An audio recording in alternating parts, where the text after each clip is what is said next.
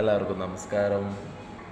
കഴിഞ്ഞൊരു ദിവസം ഒരു വീഡിയോ ഇട്ടപ്പോൾ 10 മിനിറ്റ് കൊണ്ട് കുണ്ടലിനി എനർജി പ്രവർത്തിക്കുന്ന ഒരു മാർഗത്തെക്കുറിച്ച് പറഞ്ഞു യോഗീശ്വരലിംഗ സന്നിധി. പലരും അതിൻ്റെ നല്ല രീതിയിലുള്ള അവരുടെ അഭിപ്രായങ്ങൾ പറയുകയും കുറേ പേര് നമ്പർ ചോദിക്കുകയും നമ്മുടെ കമൻറ്റ് ബോക്സിൽ വന്നിട്ട് ധാരാളം കമൻ്റ് ഇടുകയും എങ്ങനെ ഇത് നമുക്ക് യോഗീശ്വരലിംഗ സന്നിധിയിലോട്ട് വരാം, എങ്ങനെ ദീക്ഷ എടുക്കാം എന്നുള്ള കാര്യങ്ങളെല്ലാം ചോദിക്കുന്നുണ്ട്.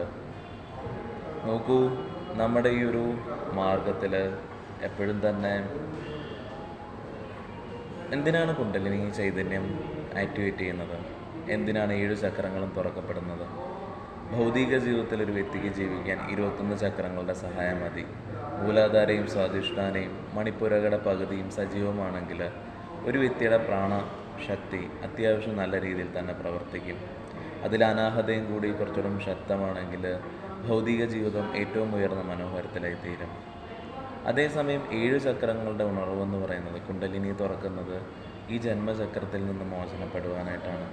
ഈ ഒരു സൈക്കിളാണ് പുനരഭിജനനം, പുനരഭിമരണം, പുനരഭിജനനി ജഡരേശയനം. അതിൽ നിശ്ചലതാത്തെ ജീവൻ മുക്തി, നമ്മുടെ ചിന്തകൾ ഒതുങ്ങാൻ. ശിവനെ അറിയുന്നത് എസ്പെഷ്യലി നമ്മൾ ഡെത്ത് എന്താണ് എക്സ്പീരിയൻസ് ചെയ്യുന്നതാണ്. നമ്മൾ ശിവ മീൻ ശവ എന്നാണ് പറയുന്നത്. അപ്പോൾ മനസ്സ് നിശ്ചലമാകുമ്പോൾ, ശൂന്യമാകുമ്പോൾ നമുക്ക് ആ ഒരു പ്രക്രിയയിലൂടെയാണ് 7 ചക്രങ്ങളും തുറന്ന് ജീവമുക്താവസ്ഥയിലേക്ക് കടക്കുന്നത്. അപ്പം എല്ലാവർക്കും സംബന്ധിച്ച് നോക്കുമ്പോൾ കുണ്ടലിനി ചൈതന്യം ആക്ടിവേറ്റ് ചെയ്യാനോ അതിൻ്റെ ആവശ്യകതയില്ല.